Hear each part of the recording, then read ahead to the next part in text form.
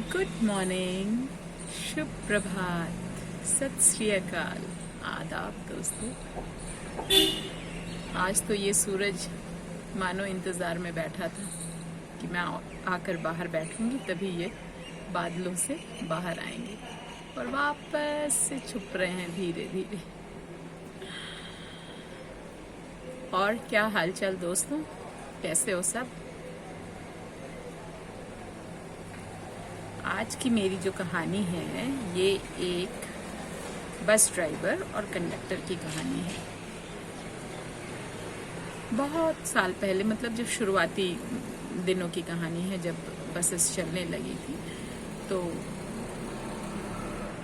उनका routine life जो था वो बिल्कुल क्या कहते हैं सेट था, क्योंकि वही 8-10 सवारी होते थे और रोज के एक ही सवारी होते थे और एक ही जगह से उनको उठना होता था और जो जहाँ से चढ़ा बस में और उनकी जो डेस्टिनेशन होती थी वहीं उनको उतरना होता था।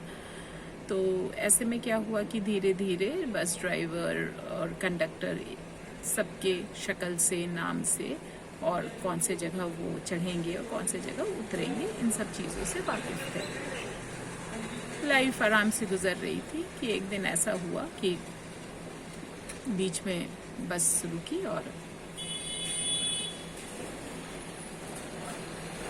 एक 6-6.5 फीट ऊंचा लंबा कद का पठान बस में चढ़ करके बैठा और जैसे वो पठान बस में एंटर किया तो सारे लोग बड़े हैरानी से उसे ऐसे देख रहे थे कि पता नहीं क्या है, ये कहाँ से आ गया, लेकिन किसी ने कुछ बोला नहीं।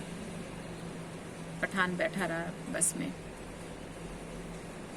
कंडक्टर उसे देखता रहा क्योंकि पठान ऊंचा लंबा तगड़ा हट्टा कट्टा था और जो हमारा कंडक्टर था वो 4.25 फीट का था, पतला दुबला, डरा घबराया सा जा करके बड़े शर्मा शर्मी में धीमी आवाज में पठान को पूछता है, टिकट लेंगे?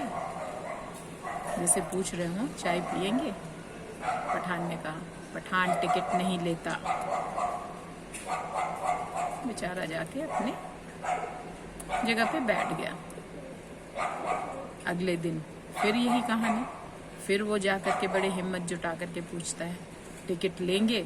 पठान फिर वापस अपने रौबदार आवाज में कहता है, पठान टिकट नहीं लेता। वो वापस जाके बैठ जाता है। ऐसे ही कई एक दिन गुजरा और वो रोज पूछता था, रोज पठान उसको यही जवाब दिया। अब उस कंडक्टर को लगने लगा कि बाकी लोगों के सामने तो ये मेरी बेइज्जती है, ये पठान को मैं टिकट नहीं दे पा रहा हूँ और पठान है कि अपने जगह पे अड़ा बैठा है कि मैंने तो टिकट लेनी ही नहीं है।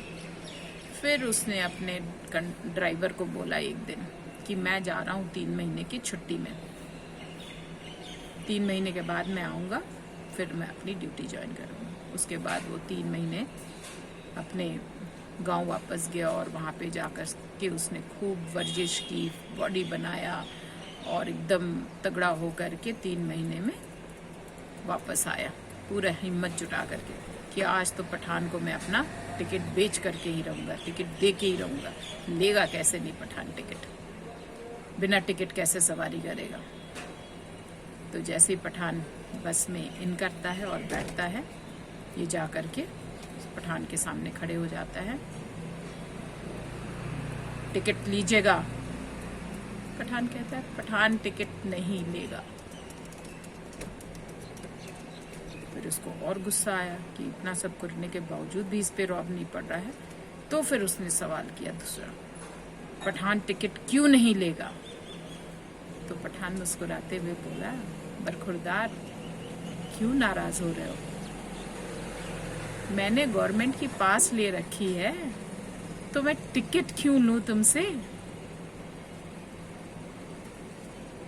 फिर क्या था, कंडक्टर वापस जाकर के चुपचाप अपनी जगह पे बैठ गया और सोचने लगा कि मैं इतना परेशान, इतना फ्रस्ट्रेटेड था कि ये बंदा टिकट नहीं ले रहा है, उसको इतनी बड़ी मैंने प्रॉब्लम बना दी, उसको इतना बड़ा इशू बना दिया मैंने कि मैं जा करके 3 महीने मतलब वर्जिश की, अच्छा खाया पिया, डट के दंड बेला, और उसके बाद वापस आया। आकर के मैंने जब उस प्रॉब्लम को कन्फ्रंट करने की कोशिश की तो क्या पता चला मुझे कि वो तो प्रॉब्लम थी ही नहीं।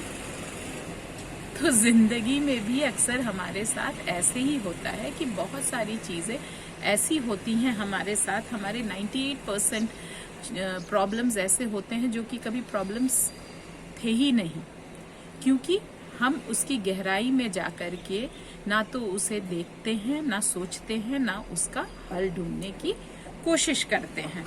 तो यही वजह है कि हम अपनी जिंदगी में अक्सर परेशान रहते हैं।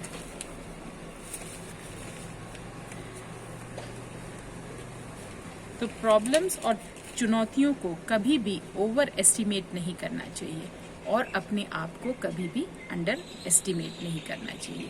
अगर हम अपने आप पे वर्क करें, अपनी सोच को बदलें और अपने तौर तरीके बदलें तो समस्या नहीं रहेगी। कहते हैं कि नज़र का ऑपरेशन तो आप करा सकते हो, लेकिन नज़रिए का नहीं। तो नज़रिया अगर बदला तो अपने आप सारी चीज़ें बदल जाएंगी और आप खुश रह करके अपनी जिंदगी बसर कर सकते हैं। तो keep rocking, keep loving, good day, good luck, God bless you all.